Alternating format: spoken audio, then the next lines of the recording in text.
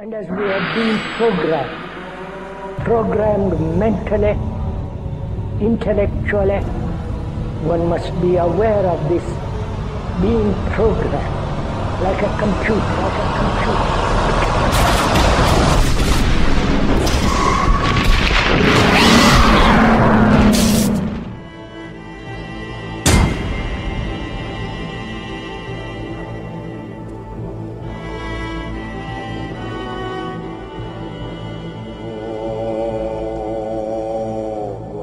Merci, Monsieur le Président. Messieurs les ministres, chers collègues, la Belgique est bien le pays du surréalisme. Ce matin, on apprend dans la presse que l'armée belge est incapable de lutter contre les quelques militaires extrémistes aux convictions islamistes radicales qui existent en son propre sein et qu'il est impossible de les licencier faute de moyens juridiques suffisants. Et par contre, dans un même temps, nous décidons d'aider la France dans sa lutte contre le terrorisme en lui apportant une aide logistique pour son opération au Mali. Que ne ferions-nous pas pour lutter contre le terrorisme en dehors de nos frontières? J'espère juste que nous aurons bien veillé à ne pas envoyer pour cette opération antiterroriste au Mali ces fameux soldats belges islamistes. Je le dis sous la forme de l'humour, mais ce qui se passe actuellement dans le monde ne me fait pas rire du tout. Ça ne me fait pas rire car sans aucun doute, les dirigeants de nos pays occidentaux sont en train de pendre les peuples pour des imbéciles avec l'aide et le soutien de la presse, qui n'est plus aujourd'hui qu'un organe de propagande des pouvoirs en place. Un peu partout dans le monde, les interventions militaires et les déstabilisations de régimes deviennent de plus en plus fréquentes. La guerre préventive est devenue la règle. Et aujourd'hui, au nom de la démocratie ou de la lutte contre le terrorisme, nos États s'octroient le droit de violer la souveraineté de pays indépendants et de renverser des dirigeants légitimes. Il y a eu l'Irak et l'Afghanistan, ces guerres du mensonge américain, sont venues par la suite la Tunisie, l'Égypte, la Libye, où, grâce à vos décisions, notre pays a participé en première ligne à des crimes contre l'humanité pour renverser à chaque fois, des régimes progressistes et modérés et pour les remplacer par des régimes islamistes dont, et c'est quand même bizarre, la première volonté fut d'imposer la charia. Il en est de même actuellement en Syrie, où la Belgique finance honteusement l'armement des rebelles islamistes qui tentent de renverser Bachar al-Assad. Ainsi, en pleine crise économique, alors que de plus en plus de Belges ont des difficultés pour se loger, se nourrir, se chauffer ou se soigner, et oui, j'entends déjà le sale populiste que je suis, eh bien le ministre des Affaires étrangères, il a décidé d'offrir aux rebelles syriens 9 millions d'euros. Bien sûr, on tentera de nous faire croire que cet argent servira à des fins humanitaires, un mensonge de plus. Et comme vous le voyez, depuis des mois, notre pays ne fait que participer à la mise en place de régimes islamistes dans le nord de l'Afrique et au Moyen-Orient. Alors, quand on vient prétendre partir en guerre pour lutter contre le terrorisme au Mali, eh bien, j'ai bien envie de rire. C'est faux. Sous des apparences de bonnes actions, nous n'intervenons que pour défendre des intérêts financiers, dans une totale logique néocolonialiste. Il n'est véritablement pas cohérent de partir aider la France au Mali au nom de la lutte contre le terrorisme islamiste, lorsqu'au même moment, on soutient en Syrie le renversement de Bachar al-Assad par des rebelles islamistes qui souhaitent imposer la charia, comme c'est déjà le cas en Tunisie ou en Libye. Et il faut vraiment arrêter de nous mentir et de prendre les gens pour des imbéciles. Le temps est au contraire venu pour dire la vérité. En armant les rebelles islamistes comme les Occidentaux ont auparavant armé Oussama Ben Laden, cet ami des Américains avant qu'ils ne se retournent contre lui, eh bien les pays occidentaux en profitent pour implanter dans les nouveaux pays conquis des bases militaires tout en favorisant leurs entreprises nationales. Tout est donc stratégique. En Irak, nos alliés américains ont mis la main sur les richesses pétrolières du pays. En Afghanistan, ce fut sur l'opium et la drogue, toujours très utiles, pour se faire beaucoup d'argent assez rapidement. En Libye, en Tunisie, en Égypte ou encore en Syrie, le but fut et est encore actuellement de renverser les pouvoirs modérés pour les remplacer par des pouvoirs islamistes qui très rapidement deviendront gênants et que nous attaquerons sans vergogne sous prétexte de lutter, à ce moment-là encore, contre le terrorisme ou de protéger Israël. Et dont les prochaines cibles sont déjà connues. Dans quelques mois, je prends le pari que nos regards se tourneront vers l'Algérie et finalement vers l'Iran. Faire la guerre pour libérer des peuples d'un agresseur extérieur, c'est noble. Mais faire la guerre pour défendre les intérêts des États-Unis, faire la guerre pour défendre les intérêts de grosses sociétés comme Areva,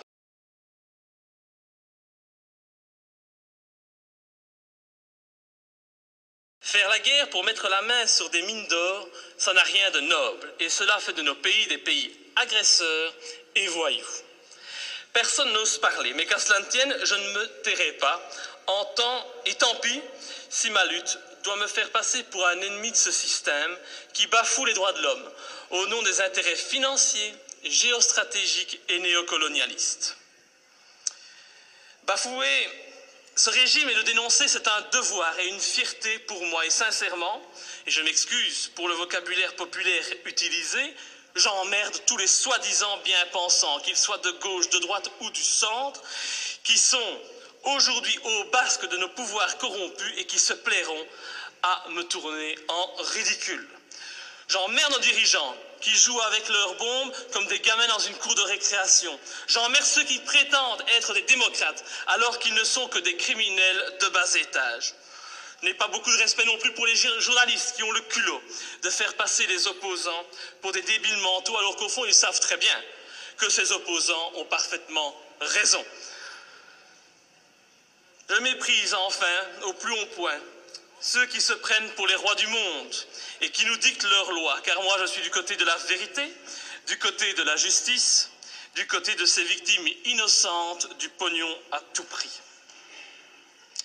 Et c'est pour cette raison que j'ai décidé de m'opposer clairement à cette résolution qui envoie notre pays soutenir la France dans son opération néocolonialiste.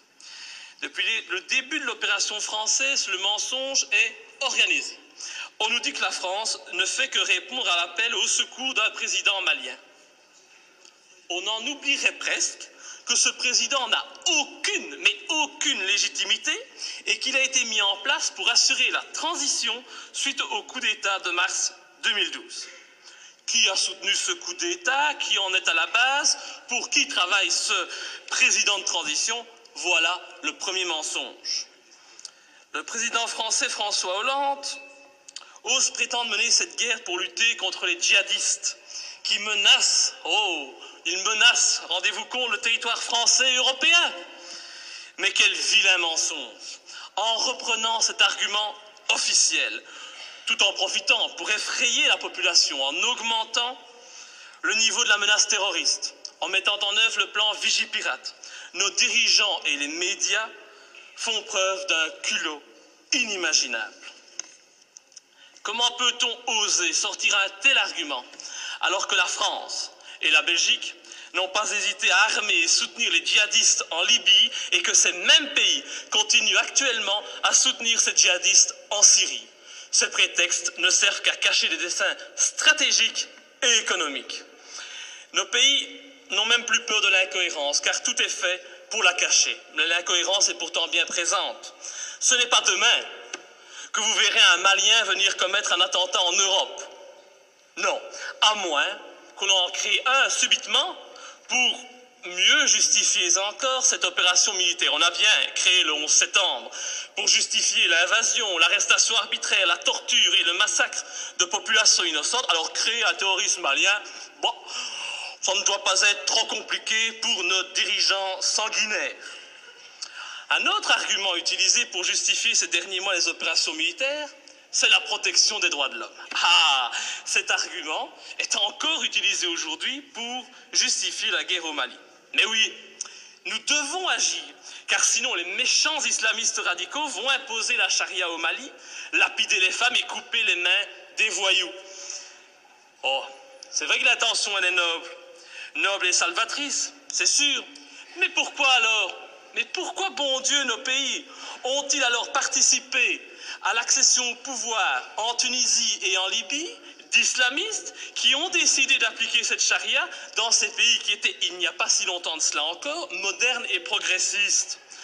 Je vous invite à demander aux jeunes Tunisiens qui sont à la base de la révolution de Tunisie s'ils sont heureux de leur situation actuelle. Tout cela, c'est de l'hypocrisie. L'objectif de cette guerre au Mali est très clair. Et puisqu'on n'en parle pas, je vais en parler. L'objectif, c'est de lutter contre la Chine et permettre à notre allié américain de maintenir sa présence en Afrique et au Moyen-Orient. C'est cela qui guide ces opérations néocolonialistes. Et vous verrez, quand l'opération militaire sera terminée, la France conservera bien entendu des bases militaires au Mali. Ces bases serviront aussi aux Américains.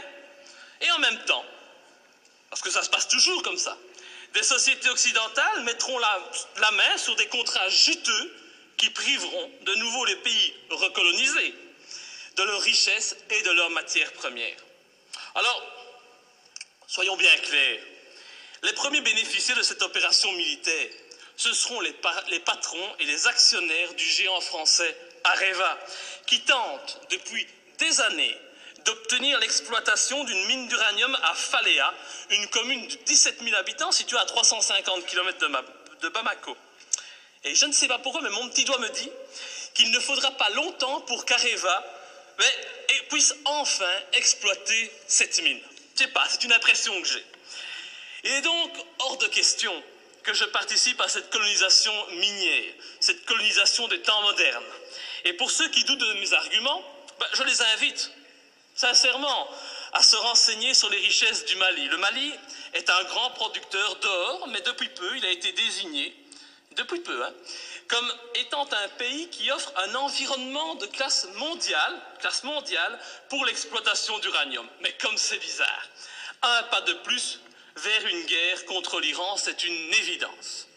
Pour toute cette raison, et afin de ne pas tomber dans les pièges du mensonge que l'on nous tend, j'ai décidé de ne pas soutenir cette intervention au Mali. Je voterai donc contre. Et ce faisant, je fais preuve de cohérence, puisque je n'ai jamais soutenu par le passé nos interventions criminelles en Libye ou en Syrie, me profilant de la sorte comme le seul parlementaire de ce pays à défendre la non-ingérence et la lutte contre les intérêts obscurs. Je pense vraiment qu'il est grand temps de mettre un terme à notre participation à l'ONU ou à l'OTAN et de sortir de l'Union européenne si cette Europe, au lieu d'être un gage de paix, devient une arme d'attaque et de déstabilisation de pays souverains aux mains d'intérêts financiers et non plus humanistes. Enfin, je ne peux qu'encourager notre gouvernement à rappeler au président Hollande les obligations qui résultent de la Convention de Genève en matière de respect des prisonniers de guerre. J'ai en effet été outré d'entendre à la télévision, de la bouche du président français, que son intention était de détruire, je dis bien détruire, les terroristes islamistes. Alors je ne voudrais pas que la qualification utilisée pour nommer les opposants au régime malien, c'est toujours pratique aujourd'hui de parler de terroristes islamistes, soit utilisée pour contourner les obligations de tout État démocratique en matière de respect des droits des prisonniers de guerre. Nous attendons un tel respect de la patrie des droits de l'homme. Enfin, et pour terminer, permettez-moi de souligner la légèreté avec laquelle nous décidons de partir en guerre. Tout d'abord, le gouvernement agit sans la moindre autorisation du Parlement, il paraît qu'il en a le droit. Il envoie du matériel, des hommes au Mali.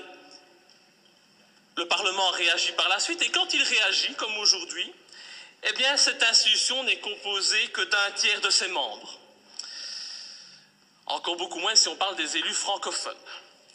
C'est donc une légèreté coupable qui ne m'étonne pas vraiment, venant d'un Parlement de toutous soumis aux diktats des partis politiques.